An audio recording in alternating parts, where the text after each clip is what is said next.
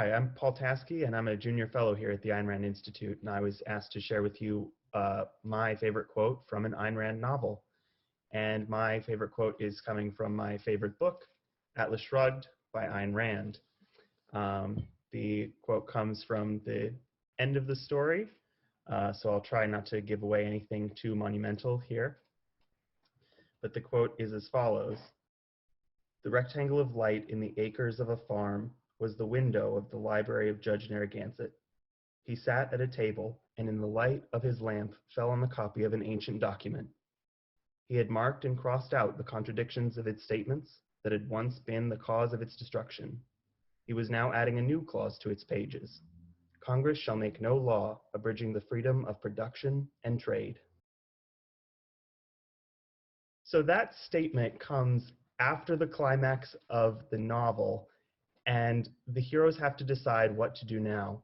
And Judge Narragansett is a very minor character in the story, but he's still kind of a central figure and has some dealings in it. But what I find really interesting about that quote and what's impactful for me is that he's addressing in a sort of non-direct way that there are problems in the US Constitution. That's the document he's referring to.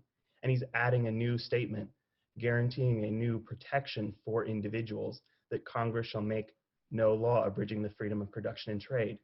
And that really got me thinking about the US Constitution more generally, and how the Constitution plays a role in our lives and in protecting our liberties. I really took that message to heart in the classes I took while I was an undergraduate student studying constitutional law and then eventually deciding to go to law school. It was always in the back of my mind the more I learned in my classes about what is appropriate and how we should go about structuring a society that is best geared to protecting individual rights, and not just taking things at face value about, oh, this is what the Constitution currently says, but should it say something different? And sometimes it should, and sometimes it shouldn't. But it's really a good driver, at least it is for me, to look at things more carefully and examine them.